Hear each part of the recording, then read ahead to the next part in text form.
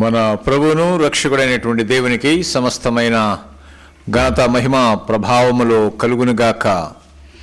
ఆయన శ్రేష్టమైనటువంటి అద్భుతమైనటువంటి నామమున మీ అందరికి కూడా శుభాలు తెలియచేస్తూ ఉంటున్నాను. ఈరోజు మనం వాక్య ధ్యానాంశము నిమిత్తం గలతీయులు రాసిన పత్రిక 5వ అధ్యాయము 19 నుండి 21 వచనం వరకు. గలతీయులు రాసిన పత్రిక 5వ అధ్యాయము 19 నుండి 21 వచనం వరకు. శరీర కార్యములు స్పష్టమై ఉన్నవి, అవేవనగా జారత్వము, అపవిత్రత, కాముకత్వము, విగ్రహారాధన, అభిచారము, ద్వేషములు, కలహము, మత్సరములు, క్రోధములు, కక్షలు, భేదములు, విమతములు, అసూయలు, మత్తతలు, అల్లరితో కూడిన ఆటపాటలు. చాలు, చిన్న ప్రార్థన చేసుకుందాం. ప్రేమ కలిగిన మా దేవానికి స్తోత్రాలు చెల్లిస్తూ ఉంటున్నాం. చదవబడినటువంటి లేఖన భాగముల ద్వారా మీరు మాతో మాట్లాడి మమ్మల్ని స్పందింపజేసి మమ్మల్ని మేము సరి చేసుకోవటానికి మీరు కృప చూపించమని యేసు నామమున ప్రార్థించి వేడుకుంటున్నాము తండ్రి, ఆమేన్. ప్రేమైన దేవుని బిడ్డలారా, శరీరమును గురించి, శరీరం ద్వారా చేసేటువంటి క్రియలను గురించి లేక కార్యాలను గురించి మనం ధ్యానం చేస్తున్నాం. గత ఆదివారమున మనం ఏం ధ్యానం చేశాం?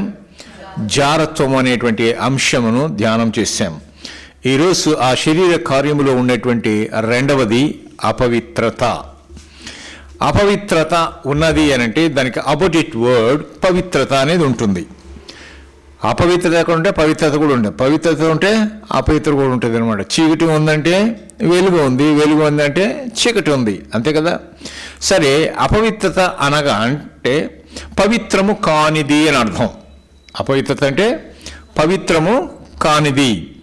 ఈ పవిత్రత అనే విషయాన్ని లేకపోతే పవిత్రము, కొంతమంది పేర్లు పెట్టుకుంటుంటారు, పవిత్ర అని పెట్టుకుంటారు కదా. మరి వాళ్ళ జీవితం ఎంత పవిత్రంగా ఉంటుందో మనకు తెలియదు, కానీ మొత్తానికైతే పవిత్ర అని పెట్టుకుంటారు. సరే, పవిత్ర అనేటువంటి పదాన్ని ఇంగ్లీష్లో మనం ఏమంటే హోలీనెస్, ప్యూరిటీ అంటాం. అదేవిధంగా అపవిత్ర అనే పదాన్ని ఇంగ్లీష్లో మనం ఏమంటామంటే అన్హోలీనెస్, ఇంప్యూరిటీ అంటాం. కాగా పవిత్రత అనే పదానికి అనేకమైనటువంటి నానార్థాలు ఉన్నాయి. నానార్థాలు అంటే చాలా అర్థాలు ఉన్నాయి. ఏమేమిటి? అశుద్ధత అని, అపరిశుద్ధత అని, కలుషితము అని, మలినము అని, మాలిన్యము అని, అలాగనే అశుచి అని, అంటు అని, కల్మషము అని, భ్రష్టత్వం అని, ఇట్లా నానా రకాలైనటువంటి అర్థాలు ఈ పదానికి ఉన్నాయి. ఈ పదం యొక్క అర్థాలు ఇవి మాత్రమే. అయితే దీని ఇంగ్లీష్ లేక గ్రీక్ లాంగ్వేజ్లో ఈ యొక్క అపవిత్రత అనే పదానికి ఏమంటారంటే అకతార్సియా అని పిలుస్తారు. అకతార్సియా. అయితే ఈ అపవిత్రత అంటే దాని యొక్క నిర్వచనం లేకపోతే దాని యొక్క డెఫినిషన్ ఏంటి అని అంటే లైంగిక పాపములు. లైంగిక పాపములు అంటే ఏంటి? శరీరము ద్వారా చేసేటువంటి క్రియలు లేక పాపాలు. ఈ లైంగిక పాపములు, దుష్ట క్రియలు, హృదయములో నుండి వచ్చేటువంటి దుష్ట తలంపులు, దుష్ట ఆలోచనలు, ఇవి అన్నమాట దీని యొక్క నిర్వచనం. అయితే మరి యూదులలో కొన్ని ఆచారాలు ఉన్నాయి. యూదా మతస్థుల్లో కొన్ని ఆచారాలు ఏమంటే అపవిత్రమైనటువంటి చేతులతో అనగా కడగబడనటువంటి చేతులతో భోజనము చేసినట్లయితే అపవిత్రులమైపోతాము అని యూదులు నమ్ముతారు. అది వారి యొక్క ఆచారమై ఉంది. ఇంకా క్లియర్గా బైబిల్ గ్రంథంలో వారి ఆచారాలు రాయబడ్డాయి. అది ఏం రాయబడింది అంటే మార్కు సువార్త 7వ అధ్యాయము 3-4 వచనాలు. మార్కు సువార్త 7వ అధ్యాయము 3-4 వచనాలు. పరిసయ్యులను యూదులందరూ పెద్దల పారంపర్యాచారమును బట్టి, చూడండి, పెద్దల పారంపర్యాచారం అంటే ఆచారం అంటే పితృల నుంచి, పితృలు అంటే మన తాత ముత్తాతల నుంచి వచ్చేటువంటి ఆచారాలు, ఆ పద్ధతుల ప్రకారంగా వీరి యొక్క యూదులు యొక్క మత పెద్దల ఆచార ప్రకారంగా వాళ్ళు చేతులు కడుక్కుంటేనే భోజనం చేస్తారు, లేదంటే చేతులు కడుక్కోకుండా ఉంటే భోజనము చేయరు. అంతేకాకుండా వారు సంత అంటే మార్కెట్లోకి పోయి వచ్చారనుకోండి, బజార్లోకి పోయి వచ్చారు, రోడ్డు మీదకి పోయి వచ్చారంటే వాళ్ళు ఏం చేశారంటే నీళ్ళు తీసి చిలకరించుకోండి నెత్తి మీద. అప్పుడప్పుడు అంటాను కదా, చిలకరిస్తుంటారా లేదా? కనుక చిలకరించుకోవటం. ఇంకా ఏం చేశారంటే వాళ్ళు చిలకరించుకుంటేనే భోజనాలు చేస్తారు. ఇది కాకుండా వాళ్ళ గిన్నెలను, ఇంకేం చేస్తారో కొండలను, ఇత్తడి పాత్రలను, వీటన్నిటిని కూడా ఏం చేస్తారంటే నీళ్ళతో మంచిగా కడుక్కుంటారు. అది వారి యొక్క ఆచారం. గిన్నెలు కడుక్కోకుండా ఎట్ట తింటారులే. కనుక మనం గిన్నెలు కడుక్కోకుండా ఉన్నదాన్ని వండిన దాంట్లో వండుకొని తింటామా? లేదు కదా. తినేసిన దాంట్లో మళ్ళీ దాంట్లో వేసుకుని కలుపుకొని తింటామా? లేదు కదా. కదా, అది ఒక ఆచారం. మనకు కూడా ఉంది. ఏంటి ఆచారం ఉంది? మంచిగా శుచిగా ఉండాలా, శుభ్రంగా ఉండాలా, బాగుండాలా, లేకపోతే అనారోగ్యం వస్తుంది అని మనం ఏం చేస్తాం, దాన్ని శుభ్రంగా చేస్తాం, కడుక్కొని ఒకసారి బదులు ఒక 10 మనిషికి అడిగినా మళ్ళీ మనం నమ్మలేక ఏం చేస్తామంటే మళ్ళా దాని మీద నీళ్ళు వేసి మళ్ళీ కడుక్కుంటాం. రెండో పని, ఆమెకో జీతం ఇస్తాం, మనకో జీతం ఇది కదా, 2 పనులు మనం చేస్తాం. సరే, వెరీ గుడ్. అయితే అపవిత్రుడి గురించి మనం ఒకసారి ఆలోచన చేసినట్లయితే, భూమి మీద జీవిస్తున్న సంచరిస్తున్న జంతువుల్లో లేక జీవులలో కానీ, నీటిలో జలచరాలైనటువంటి కానీ, అలాగనే ఆకాశమున ఎగిరేటువంటి పక్షుల విషయంలో కానీ కొన్ని పవిత్రమైనవి ఉన్నాయి, కొన్ని అపవిత్రమైనవి కూడా ఉన్నాయి. మరి అపవిత్రమైనవి ఏమిటి అని మనం ఆలోచన చేస్తే, అపవిత్రమైనటువంటి పక్షులలో పక్షిరాజు అట. పక్షిరాజు అంటే తెలుసు కదా, ఈగల్ కదా, దోమలు కాదు, ఈగల్. మనం ఇళ్లలో ఉండే దోమము ఇది ఈగలు కాదు, ఈ ఈగలు వేరే. గాలి పైకి, ఈగలు పైకి పోయిందంటే, పక్షి పోయిందంటే అంత పైన ఉండేదానికి, కానీ దాని ఇంత చిన్న కన్నుకు భూమి మీద ఉండేటువంటిది ఆహారం దాన్ని కనిపించిందంటే ఒకటే రాకెట్ల కిందకి రైయ్యని వచ్చేస్తుంది. ఇట్టి రెక్కలు కొట్టుకుని మెల్లగా రాదు అది, ఒకటేసారి పైనుంచి కింద పడినట్లు వచ్చేస్తుంది. పక్షి రాజు, పక్షుల్లో రాజు వంటిది అనమాట, అందుకని పక్షిరాజు అని పేరు పెట్టారు. గద్ద, ప్రతి విధమైనటువంటి కాకి, ఏమండి నిప్పుకోడి. నిప్పుకోడి మనం ఏమంటాం? ఆస్ట్రిచ్ అంటాం. లేకపోతే ఇంకేమంటాం? చెప్పండి. నిప్పుకోడిని ఇంగ్లీష్లో ఆస్ట్రిచ్ అంటాం. గిన్నెకోడి కాదు, ఆస్ట్రిచ్ని ఇంకేమంటాం? ఉష్ట్ర పక్షి. ఏమంటే ఉష్ట్రం. ఉష్ట్రం అంటే ఏంటి? వేడి కదా, ఉష్ట్ర పక్షి అండి ఈ తెలుగులో. అది ఇంగ్లీష్లో మనం ఆస్ట్రిచ్ అన్నాం. కనుక దాన్ని తినకూడదట. కనుక ఒంటె, పొట్టి కుందేలు, మామూలుగా కుందేలు, పంది, ఇవి ఈ జంతువులు ఉన్నాయి కదా, ఇవి తినకూడదు. అలాగనే పక్షులలో పక్షిరాజు, గద్ద, ప్రతి విధమైన కాకి, ఆ తర్వాత ఈ నిప్పుకోడి, కోకిల, ప్రతి విధమైన డేగ, గుడ్లగూబ. అప్పుడప్పుడు అంటుంటాం మనం గుడ్లగూబలా చూస్తున్నాం కదా. గుడ్లగూబ అంటే ఏంటి? అది ఔల్ కదా. గుడ్లగూబ, ఇంకా హంస, స్వాన్ కదా, హంస, గూడబాతు, ప్రతి విధమైనటువంటి కొంగ, 4 కాళ్ళకి సంచరించేటువంటి పురుగులు, ఇవన్నీ కూడా మనము తినకూడదు, ఇవి అపవిత్రమైనవి అని చెప్తున్నాడు. అంతేకాకుండా ఈ అపవిత్రమైన వాటిని, వాటి కళేబరాలు అంటే ఏంటి? Dead bodies. ఆ డెడ్ బాడీస్ని కూడా ముట్టినట్లయితే మనం ఏమైపోతామంట? అపవిత్రులం అయిపోతాము. వాటిని తినకూడదు, వాటిని ముట్టుకోకూడదు. తింటే అపవిత్రులం, ముట్టుకుంటే అపవిత్రం. ఎంత కఠినం చూడండి. అయితే ఇంకా మీరు ఎక్కువగా ఏమి తినవచ్చునో ఏమి తినకూడదో అనే విషయాలు నేను చెప్పేది కాదు, బైబిలే చెప్తుంది. మీరు లేవి కాండములో 11వ అధ్యాయము 3వ వచనం నుంచి 47వ వచనం వరకు మీరు ఇంటికి పోయినాక చదువుకోండి. ఏమేమి తినకూడదా, ఏమేమి తినొచ్చా, అవన్నీ కూడా పక్షుల్లో కావచ్చు, జంతువుల్లో కావచ్చు, నీళ్ళల్లో, నదులలో, చెరువులలో ఉండేటివి ఏవైనా కావచ్చు, వాటిని ఏవి తినొచ్చో ఏవి తినకూడదని. పులుసు ఉన్న మాటలు తినొచ్చు, పులుసు లేనట్టుని తినకూడదన్న. పులుసులు ఏంటమ్మా? పులుసులున్నాయి చేపలు, పులుసు లేని లేవా? సొరచేప, ఇట్లాంటివి కొన్ని తినొచ్చు, కొన్ని తినకూడదు. ఇవన్నీ కూడా మీరింటికి పోయినాక మంచిగా చూసుకొని చదువుకొని మీరు ఏం తింటున్నారో ఒకసారి ఆలోచన చేసుకోండి. మీరు అటువంటివి తిన్నారా, పవిత్రులుగా ఉన్నారా, అపవిత్రులుగా ఉన్నారా మీకే తెలిసిపోద్ది. Okay, that's fine. అయితే వీటిని ముట్టుకునే దానివల్ల మనకేమవుతుంది, అపవిత్రులు అవుతాం. దాన్ని తినే వల్ల ఏమైపోతుంది, మనకి అపవిత్రులం అయిపోతాం. కనుక బైబిల్ గ్రంథములో ఈ విషయాలన్నీ స్పష్టంగా మనకు రాయబడ్డాయి. అంతేకాకుండా కుష్ఠరోగము కూడా అపవిత్రమైనది. కుష్ఠరోగం కూడా అపవిత్రమైనది. కుష్ఠరోగం అంటే ఎట్లుంటుంది, చుట్టానికి చాలా అందంగా ఉంటుంది కదా. ఎలా ఉంటుంది కుష్ఠరోగం? ఏళ్ళన్నీ కృషించుకుపోయి ఉంటాయి. ఇంకేముంటాయి, కనుబొమ్మతల మీద ఎంటుకలు ఊడిపోయి ఉంటాయి, గడ్డమంతా పోయి ఉంటుంది, పేదూళ్ళని దొండకాయలాగా అయిపోయి ఉంటాయి. అవునా కదా, గాయాలై ఉంటాయి, రక్తాలు స్రవిస్తూ ఉంటాయి, కాళ్ళకు చేతులకు అన్నీ కూడా, లోపలుండే పచ్చి మాంసం కూడా బయటికి కనిపిస్తుంది. ఇది అపవిత్రమైనది. అంటే దీన్ని ముట్టుకోకూడదు. బైబిల్ గ్రంథంలో చెప్తూ ఉన్నాడు, ఇది అపవిత్రమైనటువంటిది. దాన్ని ముట్టివాడు లేక వారిని ముట్టివాడు కూడా అపవిత్రుడు.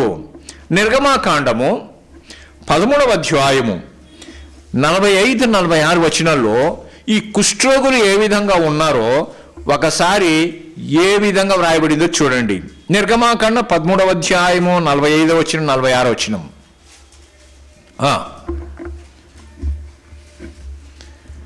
చదివారా?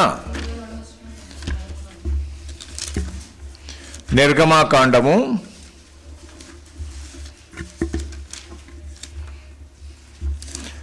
13వ అధ్యాయం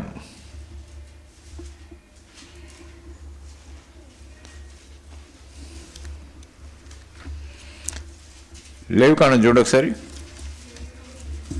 లేవి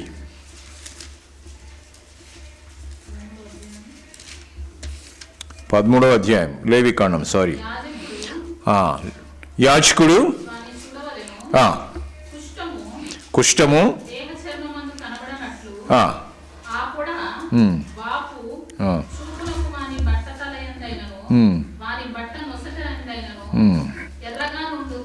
లేవి కాండము 13వ అధ్యాయము 45వ వచనం 46వ వచనం. ఆ పొడగల కుష్ఠరోగి ఏం చేయాలంట? పొడగల కుష్ఠరోగి వస్త్రాలను ఏం చేయాలంట? చింపేయాలా. వాడు ఏం చేయాలంట? తల విరబోసుకొని పైపెదవును కప్పుకొని నేను అపవిత్రుడు అని బిగ్గరగా పలకాలి. అప్పుడు వాడు ఏం చెప్పాలంట? నేను అపవిత్రుడిని అని అందరూ చెప్పాలి. అట్లా చెప్తే దగ్గరికి ఎవరు రారు, చూసి పారిపోతారు అన్నమాట. దగ్గర రారు ఎవరు ముట్టుకోవటానికి. అంటే వాడిని ముట్టుకుంటే కలుషితం అయిపోతాం, వాడిని ముట్టుకుంటే వాడి రోగం వస్తుంది, వాడిని ముట్టుకుంటే మేము అపవిత్రులు అయిపోతాం. కాబట్టి దేవుడే చెప్పాడు వాడు అపవిత్రుడు కనుక వాడిని ముట్టకూడదు, వాడి దగ్గరికి పోకూడదు అని అంటున్నాడు. ఇంకా ఏం చూస్తున్నాడు తెలుసా? అక్కడ ఆ పడవాని కలిగిన దినములన్నీ వాడు అపవిత్రుడై ఉండును. వాడు అపవిత్రుడు గనుక ప్రత్యేకముగానే నివసింపవలను. వాని నివాసము ఎక్కడ ఉండాలంట?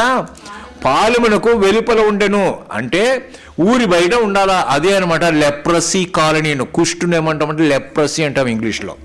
కనుక లెప్రసీ కాలనీ వాళ్ళకి సపరేట్ ఒక కాలనీ ఉంటే అందరు లెప్రసీ వాళ్ళే ఉంటారు అక్కడ, కుష్ఠరోగులే ఉంటారు. అప్పుడప్పుడు మనం బజార్లో పోతూ ఉంటున్నప్పుడు కుష్ఠరోగులు వస్తూ ఉంటారు డబ్బుల కోసం. వాడు పైసలు వేసేటప్పుడు ఇటు దూరం చేస్తుంటారు. అవును కదా, అనుకుంటుంది వాళ్ళు.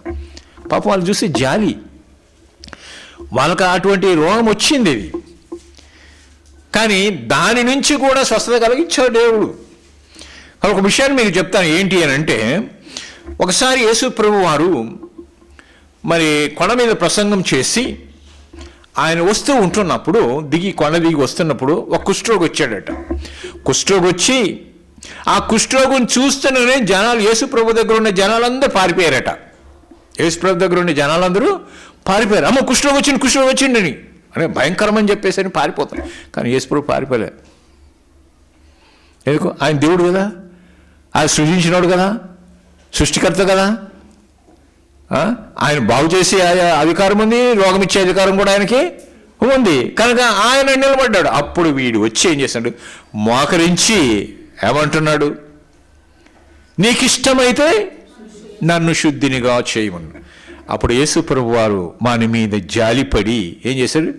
నాకిష్టమే అని వాని దగ్గరికి వెళ్ళి వాని ముట్టి శుద్ధుడవు కమ్ము అన్నాడు. వెంటనే అయిందా లేదా? ఆయన చేతిలో, ఆయన వస్త్రములో, ఆయన నీడలో, ఆయన మాటలో శక్తి ఉంది. హల్లెలూయా! ఉందా లేదా? ఆయన రక్తములో శక్తి ఉంది కనుకనే మన రక్తములు కడిగి పవిత్రులు చేశాడు. ఆయన మాటలో శక్తి ఉంది కనుకనే మాట ద్వారా మన స్వస్థత కలుగుతూ ఉంది. అవునా కదా? కనుక ఆయన మాటలో, ఆయన చూపులో శక్తి ఉంది కనుక శక్తి కలిగినటువంటి దేవుణ్ణి మనము కలిగి ఉంటాము. ఎంత ధన్యకరం! దేవుని వాక్యం చెప్తుంది, యెహోవాను దేవునిగా కలిగిన జనులు ధన్యులు. దరిద్రులంలే, ధన్యులు అంటే అదృష్టవంతులు, ఆశీర్వదించబడిన వారు అని అర్థం. కనుక మనమందరం ఆశీర్వదించబడినటువంటి వారము. భూమి మీద క్రైస్తవులు అని పేరు పెట్టుకున్నంత మాత్రం కాదు, ప్రభువును అంగీకరించి ఉంటే. క్రైస్తవుడు అని పేరు పెట్టుకున్న ప్రతి ఒక్కరు పరలోక రాజ్యం పోరు. ఈడ నిలబడి వాక్యం చెప్పే ప్రతి పాస్టర్ పరలోకం పోరు. ఎవరు పోతారంటే ఆయన వాక్య ప్రకారం నడుచుకుంటూ, ఆయన ఆజ్ఞలకు లోబడి దాని ప్రకారము నడిచేటువంటి వాడు, దాని ప్రకారం జీవించేటువంటి వాడు, దాని ప్రకారం పవిత్రంగా ఉండేటువంటి వాడు, దాని ప్రకారం ప్రేమించేటువంటి వాడు, దాని ప్రకారముగా జీవించేటువంటి వాడు, మాదిరిగా ఉండేటువంటి వాడే పరలోక రాజ్యం చేరతాడు. కానీ మా అమ్మ పాస్టమ్మ, లేకపోతే మా నాయన పాస్టయ్యా, ఆయన బిషప్ అయ్యా, ఆయన నీ తాతలు ముత్తాతలు ఎంతున్నా కొంగు పట్టుకొని నీవు పోయి పరలోక రాజ్యం పోలేవు. నువ్వు ఇక్కడే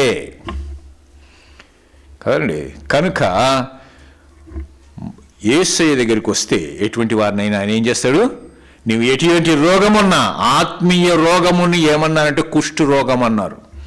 ఆత్మ సంబంధమైన రోగమును కుష్టు రోగం అన్నారు. ఆత్మ సంబంధమైన రోగును HIV కూడా అన్నారు. HIV అంటే ఏంటి? ఇమ్యూనిటీ తగ్గిపోయి అనేకమైన రోగాలు సమ్మిళితమనే ఎయిడ్స్ అన్నారు కాదండి. కనుక ఆత్మ సంబంధమైన ఎయిడ్స్ని కూడా దేవుడు తీసేస్తాడు. అంటే ఆ పాపాలనైనా తొలగిస్తాడు. ఈ లోకంలో అందరు స్పెషలిస్టులు ఉన్నారు కదా. ఏంటి స్పెషలిస్ట్? ఇంకేం specialist? Eye specialist, heart specialist, రకరకాల స్పెషలిస్టులు. కానీ there is no sin specialist. ఉన్నారా? పాపమును తీసేసేటువంటి స్పెషలిస్ట్ డాక్టర్ ఎవరన్నారు భూమి మీద? లేరు. అక్కడే ఉన్నాడు. ఆయన ఒక్కడే పరమదేవుడు, ఆయన యేసు ప్రభువారు. హల్లెలూయా! కనుక ఆయన నమ్మినటువంటి వారు ఆయన దగ్గరకు వచ్చితే, నీవు నా మనస్ఫూర్తిగా నువ్వు తప్పు చేశాను, నేను పాపిని అని నువ్వు ఎప్పుడైతే ఒప్పుకుంటావో అప్పుడు ఏం చేస్తాడంట? ఆ పాపాలన్నింటినీ కూడా క్షమిస్తాడు, శుద్ధిని చేస్తాడు. ఇక్కడ పాపం వలన కూడా వస్తాయంట రోగాలు. పాపము చేయటం వలన కూడా మనకేమొస్తాయి?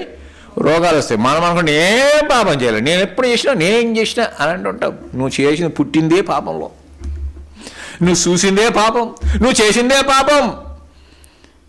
అన్నీ మంచి చేస్తావు నువ్వు అనుకుంటున్నావు, నువ్వు చేసేవి శాన చేస్తున్నావు. నీకు తెలియకుండా నువ్వే చేసేస్తున్నావు. మబ్బ పెట్టేసింది ఈ యుగ సంబంధమైన దేవత. వారి మనమైన ఇతరులు గుడ్డితనం కలుగు చేసేసి గుడ్డి పని చేపించేస్తుంది కానీ. కనుక ఈ యొక్క కుష్టు రోగని యేసు ప్రభు వారు ఏం చేశాడు? ముట్టినాడు, స్వస్థపరిచాడు. మరి ఒక సందర్భంలో ఒక గ్రామంలో యేసు ప్రభు వారు ప్రవేశించినప్పుడు 10 మంది కుష్ఠరోగులు వచ్చారట. 10 మంది కుష్ఠరోగులు వస్తే వాళ్ళు ఏమన్నారు? అయ్యా యేసు ప్రభువా మమ్మల్ని కరుణించు అని అంటే, ఓకే మీరు పోయి మీ యాజకులకు చూపించుకోండి. చూడండి, చదవండి దయచేసి. లూకా సువార్త 17వ అధ్యాయం, లూకా సువార్త 17వ అధ్యాయం 12వ వచనం. లూకా సువార్త 17వ అధ్యాయం 12వ వచనం. వెలుచుండగా 10 మంది కుష్ఠరోగులు ఆయనకి ఎదురుగా వచ్చి దూరమున నిలిచి, యేసు ప్రభువా మమ్మను కరుణించుమని ఏం చేశారంట? మెల్లగంటలే కేకలు వేశారు. కేకలు వేయాల్సిన అవసరం ఏంది అంటే, వీళ్ళు ఎక్కడుంటే వినపడాలి? దూరముగా ఉన్నారు కాబట్టి ఆ స్వరం ఆయనకి వినపడాలి కాబట్టి గట్టిగా కేకలు వేస్తున్నారు. ఎందుకంటే జనాల దగ్గరికి రానియ్యారు కదా, దేవుడు ముందే అపవిత్రులని చెప్పారు కదా. కనుక అపవిత్రులు మనుషులతో, వాళ్ళతో, బంధువులతో కానీ, భార్యలతో కానీ, పిల్లలతో కానీ, లేకుంటే ఇంకోరితో కానీ తిరిగే అవకాశము లేదు. They are separated. వాళ్ళ కాలనీనే వేరే, వాళ్ళ జీవితమే వేరే, వాళ్ళ బ్రతుకే వేరే. వారిని అందరూ నిర్లక్ష్యం చేసేటువంటి వారు, అందరూ కూడా అసహించుకునేటువంటి వారు, అందరూ దూరం పెట్టేటువంటి వారు కాండి. అటువంటి వారు ఏమంటున్నారు ఇక్కడ దూరం నిలబడి, యేసు ప్రభువా మమ్మల్ని కరుణించుమని కేకలు వేసిరి. ఆయన వారిని చూచి, మీరు వెళ్ళి మిమ్మును యాజకులకు కనపరుచుకోండి అని వారితో చెప్పిన. వారు వెళ్ళుచుండగా ఏమైంది?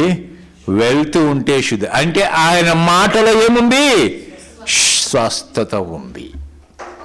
కనుక ఆయన మాటలో ఉంది. మీరు నమ్ముతారా? నమ్మరమ్మా?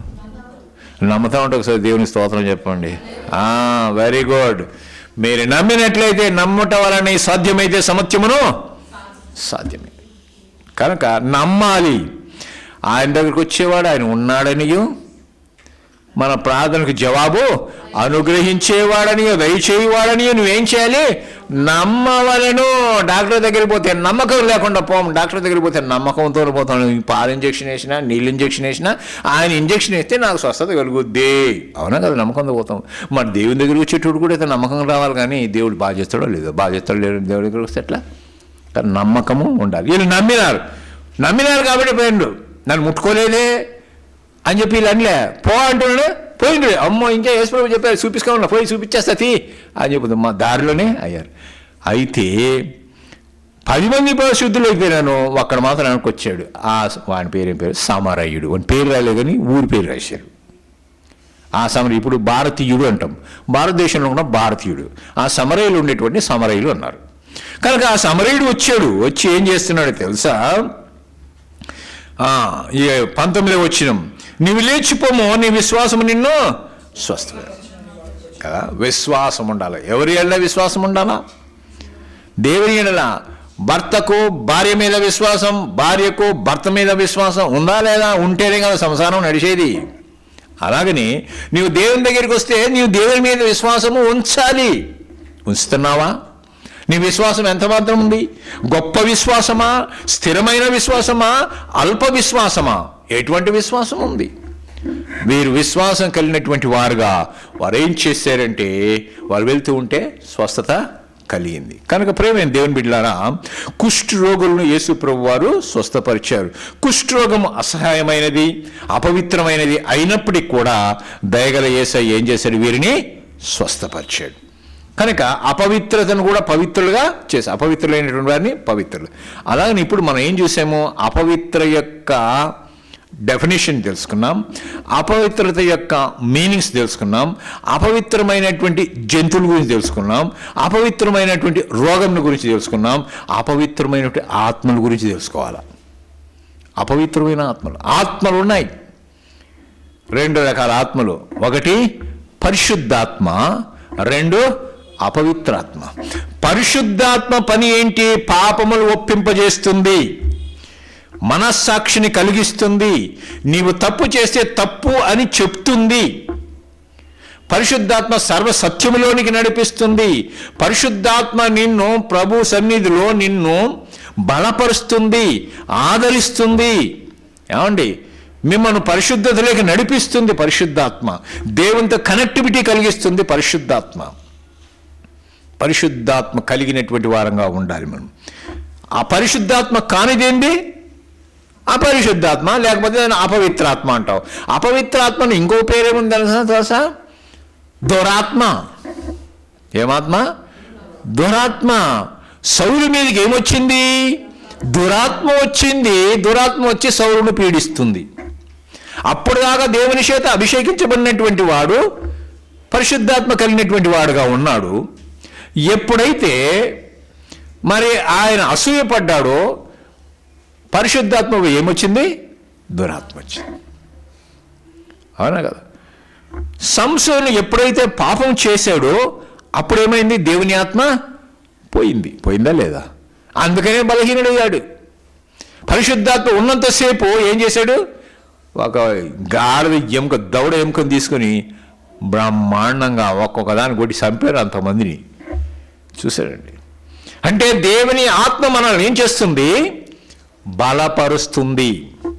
దేవుని ఆత్మ కావాలని, పరిశుద్ధాత్మ కావాలని, పరిశుద్ధాత్మ నడిపింపు కావాలని, పరిశుద్ధాత్మ నింపుదల కావాలని మనం అడిగేటువంటి వారంగా ఉండాలి. ఆయన ఎవరిని కూడా నిరాకరించేటువంటి వాడు కాదు. ఆయనకు మొనపెట్టి వారికి ఆయన పరిశుద్ధాత్మ మరి నిశ్చయముగా అనుగ్రహించునని యాకోబు పత్రికలో 1వ అధ్యాయంలో వ్రాయబడి ఉంటుంది. కనుక ప్రియమైన దేవుని బిడ్డలారా, అపవిత్రాత్మను మనం ఏమంటున్నాం? దురాత్మ అంటాం. దానికి ఇంకో పేరేంటి తెలుసా? దయ్యాలు అంటాం. ఏమంటాం? దయ్యాలు అని కూడా అంటాం. దయ్యాలు అనేటివి ఆత్మజీవులు, వాటికి వ్యక్తిత్వం ఉంది, వాటికి తెలివితేటలు కూడా ఉన్నాయని బైబిల్ చెప్తుంది. సాతాను యొక్క సామ్రాజ్యంలో వీరు సభ్యులుగా ఉంటూ చలామణి అవుతూ ఉంటాయి. ఇవి దుష్టశక్తులుగా ఉన్నాయి, హానికారకులుగా ఉన్నాయి. హానికారకులు అంటే హాని కలిగించేటువంటివిగా ఉన్నాయి. ఇవి సాతాను క్రింద ఉంటూ అటు దేవునికి ఇటు మానవునికి శత్రువులుగా ఉన్నాయి. విగ్రహముల వెనుక కూడా అపవిత్రాత్మ శక్తి ఉంది. విగ్రహారాధన ద్వారా అబద్ధ దేవుళ్ళను పూజించడం అనేది అపవిత్రాత్మలను ఆరాధించడమే అవుతుంది అని దేవుని వాక్యం చెప్తుంది. కనుక మానవులకు కలిగేటువంటి అనారోగ్యాలు కావచ్చు, రోగాలు కావచ్చు, ఇవన్నీ అపవిత్రాత్మ వలన వస్తాయనే కారణం కాకుండా అనేక సార్లు కూడా శరీర సంబంధమైనటువంటి రుగ్మతలు, బాధలు, ఇవన్నీ జబ్బులు, ఇవన్నీ కూడా అవి కలిగిస్తాయి. ఒక రకంగా చెప్పాలంటే లూకాసు సువార్తలో దేవుని వాక్యం చూస్తున్నాం. లూకాసు సువార్త 13వ అధ్యాయము 11 నుంచి 13 వచనాల వరకు మనం గమనించి చూసినట్లయితే ఆడ 18 ఏండ్ల నుంచి అంట. ఎన్ని సంవత్సరాలు? 18 ఏండ్ల నుంచి బలహీనపరచబడినటువంటి స్త్రీ అక్కడ కనిపిస్తూ ఉంటుంది. చూడండి ఆ వాక్య భాగాన్ని. లూకాసు సువార్త 13వ అధ్యాయం 11 నుంచి 13 వచనాలు చూస్తున్నాం. 11 వచనం, 18 ఏండ్ల నుండి బలహీనపరచు దయ్యము పట్టిన ఒక స్త్రీ అచ్చట ఉండెను. దయ్యము అన్న కాడ నంబర్ 1 వేయబడింది, కింద ఏం రాయబడింది? ఆత్మ అనింది. అంటే ఇప్పుడు ఇదే ఆత్మ పరిశుద్ధాత్మ, అది ఏమాత్మ? దురాత్మ, అపవిత్రాత్మ, దయ్యము అని అర్థం అన్నమాట. కనుక ఈ దయ్యము చేత అంటే మనిషిని ఆవహించి కూడా మనిషిని బలహీనపరుస్తుంది. దేవుని ఆత్మ బలపరిస్తే ఈ దురాత్మ బలహీనపరుస్తుంది. దేవుని ఆత్మ ఉజ్జీవింపజేస్తే ఈ దురాత్మ కించపరుస్తుంది. ఈ దురాత్మ పతనము చేస్తుంది. ఈ దురాత్మ అనేక విధాలుగా అనారోగ్య పాలు చేస్తుంది. ఈ దురాత్మ దేవుని నుంచి దూరం చేస్తుంది. ఈ దురాత్మ మరణానికి కూడా నడిపిస్తుంది. కనుక ఈ దురాత్మ పట్టినటువంటి ఆమె, లేక ఈ దయ్యం పట్టినట్టు ఆమె అక్కడ ఉన్నప్పుడు ఆ దయ్యం పట్టుట వలన ఆమెకి ఏం అనారోగ్యం వచ్చిందంట? ఆమె నడుము వంగిపోయింది. ఆమె నడుము ఎన్ని సంవత్సరాలండి? 18 సంవత్సరాల నుంచి పీడింపబడుతూ ఉంటున్నదంట. ఆమెను చూసి యేసు ప్రభు ఏమన్నాడు? రమ్మని పిలిచి, అమ్మా నీ బలహీనత నుంచి నీ విడుదల పొంది ఉన్నావని ఆమెతో చెప్పి ఆమె మీద చేతులు ఉంచగానే ఆమె చక్కగా నిలబడి. అంటే ఆయన చేతిలో ఏముంది? శక్తి. ఇందాక మాటలో శక్తి ఉంది, చూపులో శక్తి ఉంది, స్పర్శలో శక్తి ఉంది. కనుక అటువంటి శక్తి కలిగినటువంటి వాడు దేవుడు. ఇక్కడైతే ఇవేం చేస్తున్నాయి తెలుసా? మనుషులను ఆవహించినట్టుగా ఉంటున్నాం. ఆవాహన అంటాం. ఆవాహన అంటే ఏంటి? ఆవహించటం. అప్పుడప్పుడు అంటాం, నీకు దెయ్యం ఆవరించిందిరా. ఏం ఆవరించింది? దెయ్యం ఆవరించిందట. ఈ దెయ్యమును ఆవరించిందని ఏమంటాం తెలుసా? చాతబడి అంటాం. ఏం బడి? చేత చేసి శాతబడి కదా, చాతబడి అంటాం. ఈ మంత్ర విద్య అభ్యసించేటువంటి వారు ఈ అపవిత్రాత్మలతో కలిసి వాళ్ళు పనిచేస్తుంటారు కదండి. వాళ్ళన్నీ కేసేసి నిమ్మకాయలు వేసుకొని అది పూసుకొని ఇది పూసుకొని ఏందేందో డ్రాయింగ్లు వేసి అయ్యేసి ఇది కూసి వాహా స్వాహా బాహా అనుకుంటా అవి కూసుకొని ఏమేమో చేసేసి ఆ బూడిద చల్లుతూ ఉంటారు, నిమ్మకాయలు కోస్తుంటారు, కావాల్సి ఇంకా పచ్చిమిరకాయలు ఏలగడుతుంటారు, నిమ్మకాయలు ఏలగడుతుంటారు, ఏవో రకరకాల ఏమేమి ఏలగట్టి ఏమేమో చేస్తూ ఉంటారు కదా. ఇవన్నీ సినిమాలో చూపిస్తున్న వాళ్ళు చూసి నిజంగా నేర్చుకుంటుంటారు. ఆటలు చూసుకుంటే చాలా మంది వెళ్ళిపోతున్నారు. అప్పుడప్పుడు చూస్తున్నారు. మా క్రైస్తవులు కూడా అప్పుడప్పుడు చూస్తుంటారు, నిమ్మకాయ తింటాడు. ఏడా తలుపుగాడ. ఇంకో కొంతమంది ఏం చేస్తారు తెలుసా, ఆ బొమ్మ వికారంగా ఉంటుంది చూసారా, దెయ్య బొమ్మ లాంటిది, అది తీసాడు. ఏంటంటే దిష్టి తగులుద్ది. మనుషులకు దిష్టి తగిలేదు వదిలిపెట్టేసి ఇంటికి దిష్టి తగులుద్దంట. ఎందుకు? అది చూస్తున్న పడిపోద్దేమో ఇల్లు, దిష్టి తగులుద్ది. రకరకాలు పెట్టుకుంటుంటారు. కనుక నరదృష్టి, పరుల దృష్టి, ఇరుల దృష్టి, ఆ దృష్టి, ఈ దృష్టి, అందరి దృష్టి పోయి నీ దృష్టి బాబు కదా. దృష్టి అంటే నరదృష్టి. నరుడికి దృష్టి చెడ్డ దృష్టి అంట. ఇట్లే తీక్షణం చేస్తే రాయి బయలుపోద్దట. అవి బయలుపోద్దో లేదు మనం తెలియదు కానీ ఇవి అన్నీ కూడా అంటే మనం చూసినట్లయితే అవి మంత్ర విద్య అభ్యసించేటువంటి వారు అపవిత్ర ఆత్మలతో కలిసి పనిచేస్తుంటారు. ఇలాంటి వారు ఏం చేస్తారంటే చాలా తేలికగా దురాత్మలకు ఏమైపోతారంటే బానిసలైపోతారు. కొంతమంది దురాత్మలను లోపరుచుకుంటారు. దేవుని బిడ్డలు, విశ్వాసులైనటువంటి వారు, రక్షించబడినటువంటి వారు, దేవునికి నమ్మకంగా ఉన్నటువంటి వారు దురాత్మలను జయించగలరు. ఒకసారి ఒక గ్రామములో ఒక సువార్తికుడు వాక్యం చెప్తూ ఉంటే అక్కడ ఒక మంత్రగాడు ఉన్నాడు. ఆ మంత్రగాడు ఏం చేశాడంటే, నువ్వు ఇక్కడ వాక్యం చెప్పకూడదు, లేకపోతే ఈరోజు రాత్రికి నా ఆత్మను పంపించి నేను చంపేస్తాను అన్నాడు. అది పోవా, నీకెవరు భయపడతానని నేను చెప్పుకున్నాను. ఇతను లోపల భయం ఉంది పాపం. ఈ ఏడు దురాత్ముడి మంత్రగాడు కూడా ఏం పంపిస్తాడని చెప్పి సరే పోయినాడు. ఆ రాత్రి కోసం తలుపులు వేసేసుకున్నాడు.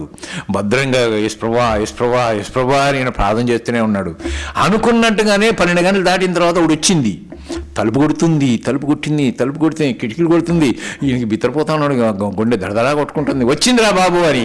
కానీ కిటికీలు తెరవలే, తలుపు తెరలే. ఇంకా యేసు రక్తమే జయమంటున్నాడు. ఇంకా గట్టిగా అరిసి ప్రార్థన. అవి కొట్టి అరిసిపోయి తీస్తాను కదా లోపలికి వచ్చేది. కొట్టి అరిసిపోయి ఎవడైనా పంపించడం వాడి పోయి దొక్కింది. ఆడిది వచ్చిండు. పంపించాడు మంత్రగాడు. ఆ దయ్యము ఈయన చంపమని పంపిస్తే ఆ దయ్యం ఎవడిని పోయి తొక్కింది? మంత్రగాడిని. అంటే ఇప్పుడు ఏమైపోయింది? దేవుని శక్తి ఎక్కువైందా? ఏ శక్తి ఎక్కువ ఉంది? దేవుని శక్తి ఉంది కదా, దేవుని లోపలికి ప్రవేశించలేకపోయింది. అక్కడ ఆ శక్తి బలహీనంగా వాణి పోయి దొక్కేసింది. కనుక మంత్రశక్తి, ఈ మాంత్రికులు, మంత్రాలు చేయించేవారు, మంత్రాలు చేసేటువంటి వారు, వీళ్ళందరూ పరలోక రాజ్యం పోతారా? ఏమ్మా చెప్పండి, పోతారా? నేను చెప్తలేను. ప్రకటన గ్రంథం 21వ అధ్యాయం 8వ వచనం చదవండి. ప్రకటన గ్రంథం 21వ అధ్యాయం 8వ వచనం త్వర చదవాలి. పిరికివారు. ఏం పిరికివారంట?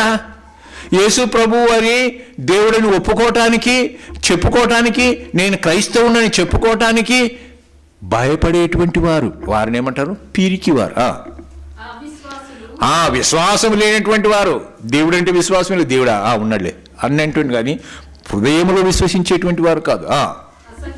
అసహ్య కార్యములు చేసేటువంటి వారు, అసహ్యులు, నరహంతకులు, మనుషులను చంపేటువంటి, హత్య చేసేటువంటి వారు, వ్యభిచారం చేసేటువంటి వారు, మాంత్రికులు. చూసారు, ఇప్పుడు చూసారా?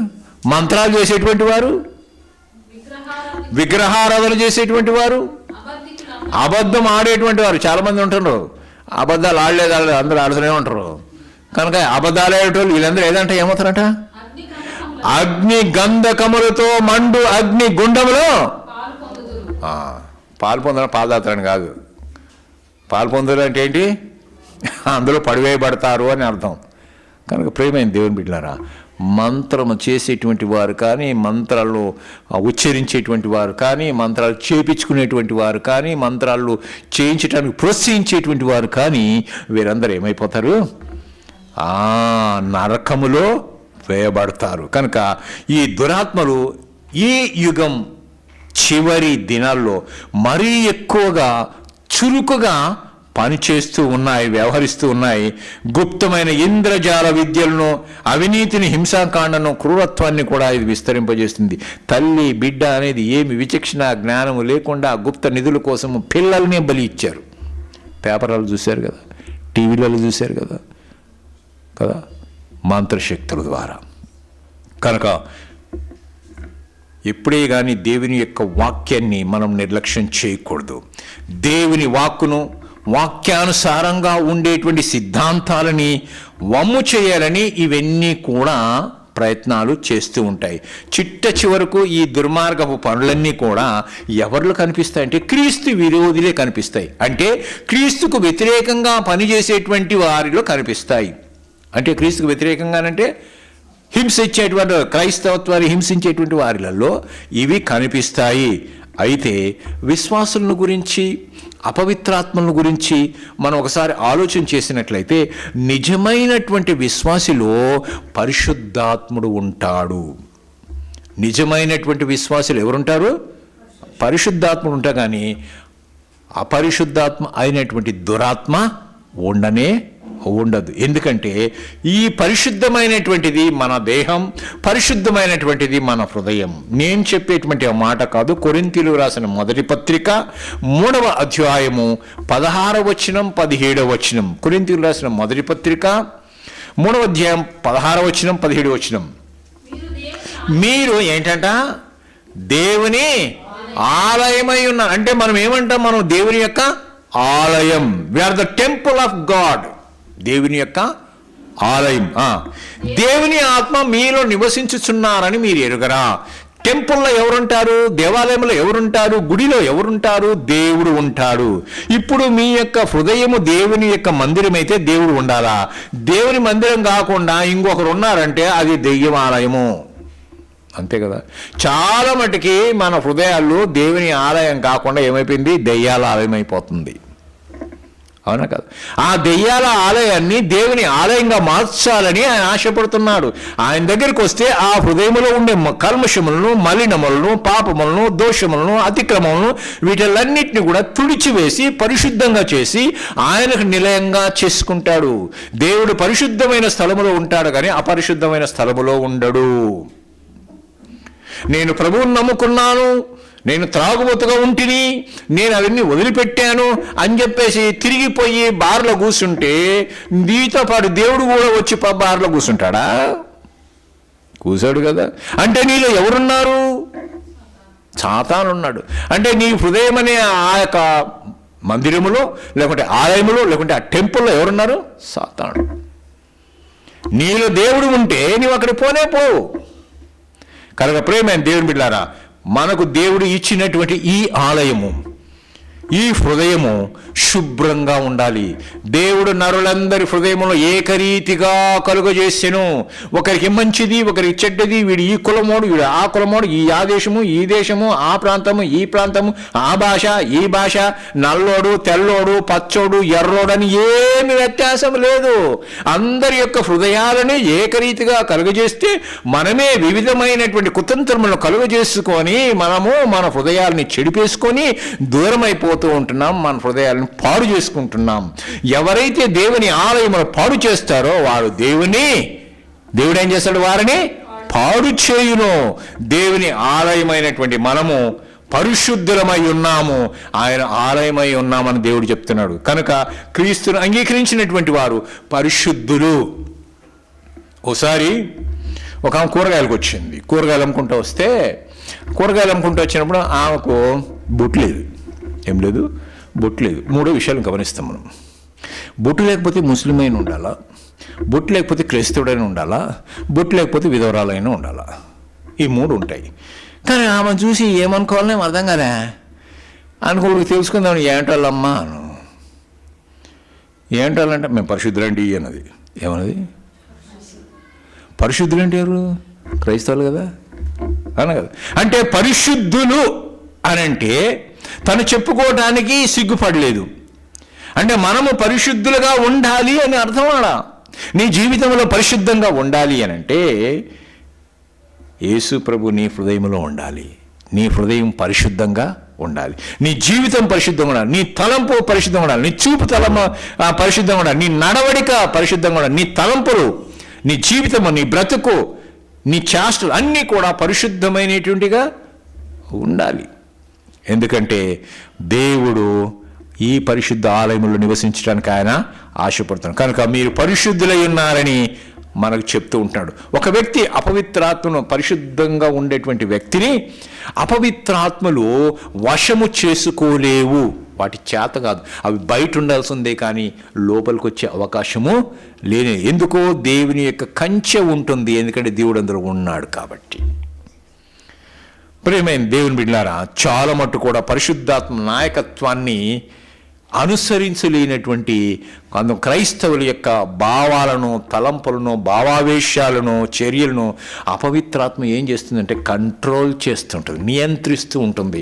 నువ్వు గుడికి పోబాకు, పోయినావా పో, కానీ బైబిల్ చదువుబాకు, చదివినావా చదువు, కానీ ప్రార్థన మాత్రం చేయబాకు.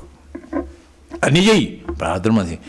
రెగ్యులర్ పోలే, ఒక్కసారి పోతే సరిపోలేదా, ఎప్పుడో ఒకసారి ఏదో పని చెప్పేసి మెల్ల అట్లా అట్లా అట్లా అట్లా అట్లా అయిపోయి తుస్ ఏమైపోయా.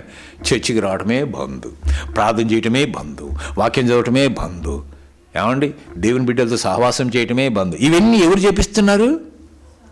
సాతానుడు చేపిస్తారు. కనుక ఇవన్నీ ఎవరు కంట్రోల్ చేస్తున్నావు? ఇప్పుడు ఎవరి చేతిలోకి వెళ్ళిపోయాను మనం?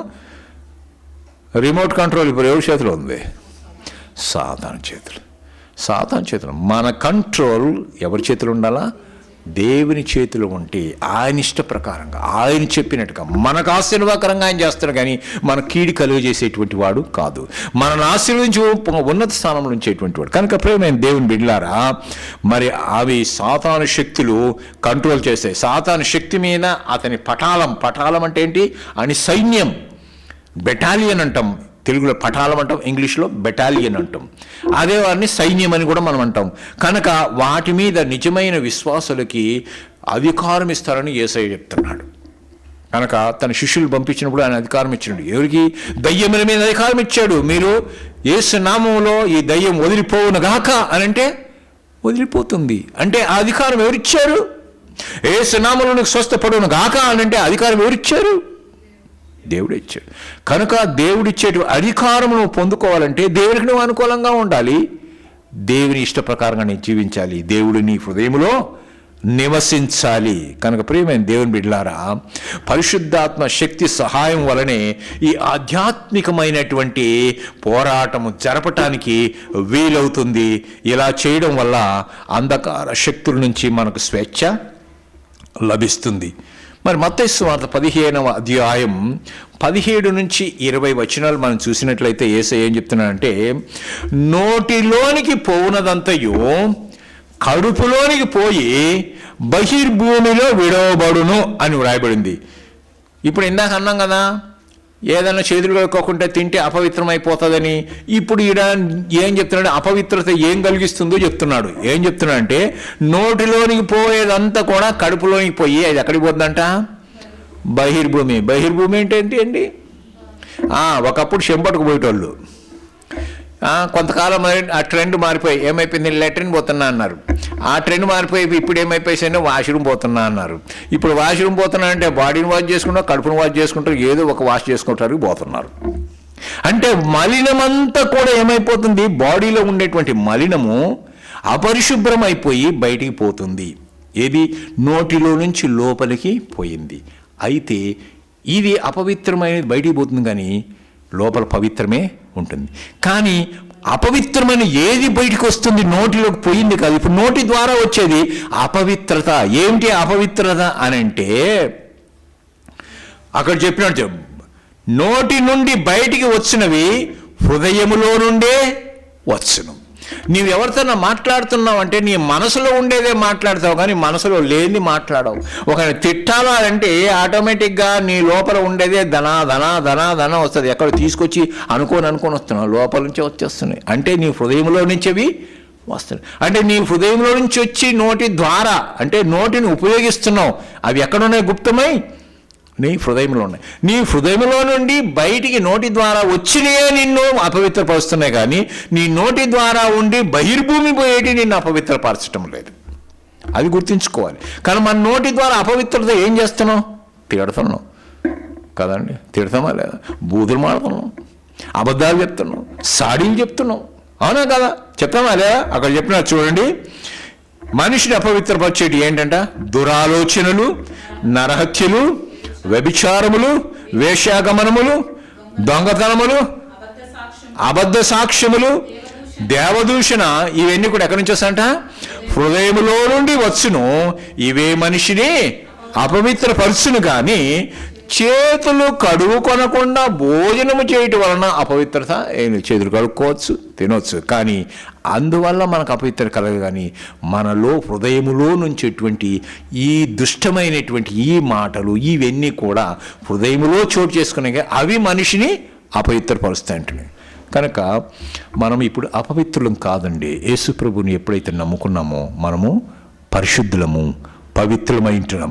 ఇలా పవిత్రులైనటువంటి వారు దేవుడు చేసే హెచ్చరిక ఏంటి అని అంటే, ఎఫెసీయులకు రాసిన పత్రిక 5వ అధ్యాయం 3వ వచనం చూసినట్లయితే అక్కడ ఏం రాయబడింది అంటే, మీలో జారత్వమే కానీ, ఏ విధమైన అపవిత్రతయే కానీ, ఏంటంట లోభత్వమే కానీ వీటి పేరైనను మీరు ఎత్తకూడదు. ఇవి పరిశుద్ధులకు తగనే తగదు. ఇవి మనం చేసేటువంటి వారం కాదు, మనం పలికేటువంటి వారం కాదు. అది మీకు తగనే తగదు. అప్పుడు అంటే అరే ఇట్లా మాట్లాడటం నీకు తగదరా అంటుంటాం, ఇట్లా చేయటం నీకు తగదరా అంటుంటాం. అంటే ఇవన్నీ కూడా చేయటము దేవుని దృష్టిలో మనకు తగదు అంటే మనం చెయ్యకూడనివి అని అర్థం. తెస్సలోనికైలు రాసిన మొదటి పత్రిక చూడండి, 4వ అధ్యాయము. తెస్సలోనికైలు రాసిన మొదటి పత్రిక 4వ అధ్యాయము 3-4 వచనాలు చూడండి. అక్కడ ఏం రాయబడింది? మీరు పరిశుద్ధులగుటే అనగా మీరు జాగ్రత్తమునకు ఏం చేయాలంట? దూరముగా ఉండుటయే దేవుని చిత్తం. దేవుని యొక్క ఇష్టం ఏంటంటే, దేవుని యొక్క చిత్తం ఏంటి అని అంటే, మనం జాగ్రత్త నుండి దూరంగా పోవాలి, పరిశుద్ధులుగా ఉండాలి. మీలో ప్రతివాడును దేవుని ఎరగని అన్యజనుల వలె, ఎవరైతే దేవుని ఎరగరో అటువంటి వారిని మనం ఏమన్నామంటే అన్యజనులం. ఆ అన్యజనులకు ఏమి ఆశ ఉంటుందంట? కామాభిలాష, ఆశ అంటే కామ వికృతమైన కార్యాలు చేసే ఆశను. మీరు అటువంటి వారు కాదు. అటువంటి చేయకుండా పరిశుద్ధత యందును ఘనత యందును తన ఘటము అంటే శరీరము, ఈ ఘటమును ఎట్లు కాపాడుకోవాలనో మనం ఎరిగి ఉండట ఈ దేవుని యొక్క చిత్తం. 7వ వచనం, పరిశుద్ధులగుటయే దేవుడు మనల్ని పిలిచెను గాని అపవిత్రులుగా ఉండుటకు దేవుడు మనల్ని పిలవలేదు. కనుక మనం పరిశుద్ధులుగా ఉండాలని దాని ఆశ. ఎందుకంటే నేను పరిశుద్ధుడని కనుక మీరును పరిశుద్ధులై ఉండండి అంటున్నాడు. కనుక పరిశుద్ధులైనటువంటి వారు ఉట్టుట్టి పోకిరి మాటలు, ఏమండి చెడు మాటలు, దుర్భాషలు, ఏమండి గాలి మాటలు ఇవి మాట్లాడకూడదు అంట. అప్పుడప్పుడు ఏమన్నా గాలి మాటలు మాట్లాడుతున్నావు అంటాడు. ఇటు గాలి పట్టిందేమో అందుకోసం గాలి మాట మాట్లాడతారు అంటాడు. అవునా కాదా? తిమోతి రాసిన మొదటి పత్రిక 6వ అధ్యాయం 20వ వచనంలో తిమోతికి అపోస్తలుడు పౌలు రాస్తున్నాడు. అది మనకు కూడా వర్తిస్తుంది. అపవిత్రమైన వట్టి మాటలకును జ్ఞానం కానీ అబద్ధముగా చెప్పబడిన విపరీత వాదములకు ఎలా ఉండాలంట? దూరముగా ఉండాలి. అదే మొదటి తిమోతి రాసిన పత్రిక 2వ అధ్యాయం 16వ వచనంలో అపవిత్రమైన ఒట్టి మాటలకు విముఖుడై